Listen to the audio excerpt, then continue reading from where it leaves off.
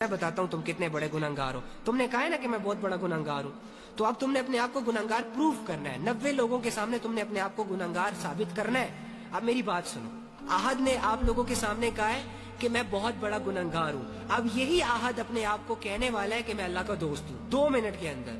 احد میری بات کا آنسر کرنا, جو پوچھوں سیدھا سیدھا بتانا. فرعون کو جانتے ہو؟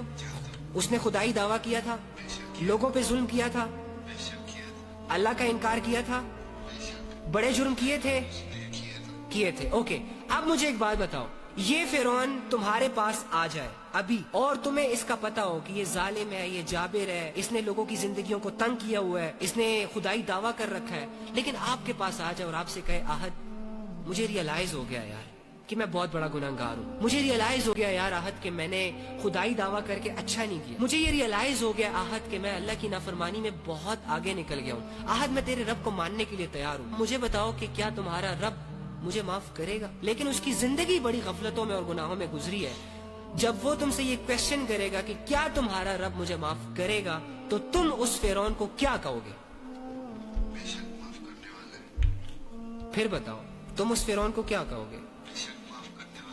اچھا, یعنی احد کو اتنا بیلیو ہے اللہ کی رحمت پر اور اللہ کی محبت پر کہ فرعون جیسا بندہ بھی اگر اللہ سے معافی مانگ لے تو اللہ اسے معاف کر دیتا, لیکن احد اپنے آپ کو بہت بڑا گنہگار سمجھ رہا ہے, اپنے رب کی رحمت سے مایوس ہو گیا.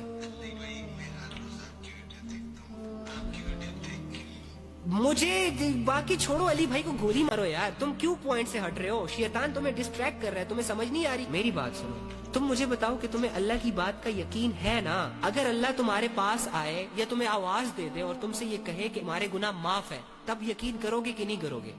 لیکن یہ تو پاسبل نہیں ہے نا کہ اللہ تمہیں آواز دے کر کہے, آواز دے کر سیٹسفائیڈ کرے کہ میں نے تیرے گناہ معاف کر دیے. تمہارے پاس ایک ہی ذریعہ ہے, قرآن. تو قرآن میں اللہ نے کہا ہے کہ اگر تم توبہ کرنے میں سچے ہو تو تمہارے گناہ صرف معاف نہیں کروں گا بلکہ ان گناہوں کو نیکیوں میں تبدیل کروں گا. تو قرآن کس کی آواز ہے؟ قرآن کس کے الفاظ ہیں؟ اللہ کے ہی ہے نا.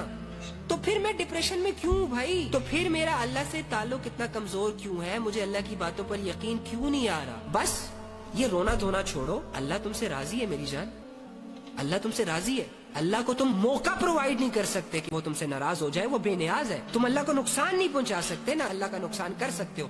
سو واٹس دا ریزن کہ اللہ تم سے ناراض ہو جائے؟ ریزن کیا ہے بھائی؟ ایک ایسے بندے سے اللہ کیسے ناراض ہو سکتا ہے جسے یہ غم لگا ہو کہ اللہ مجھ سے ناراض ہے, جسے یہ فکر رہتی ہو کہ یار مجھے اللہ کو راضی کرنا چاہیے, میں اللہ کے معاملے میں ٹھیک نہیں ہوں. ارے یہی تو تقوی کی نشانی ہوتی ہے. بڑے بڑے لوگ ہوتے ہیں جن کو اپنے گناہ ساری عمر ریئلائز نہیں ہو رہے ہوتے, تم ریئلائز کر رہے ہو ڈوڈ.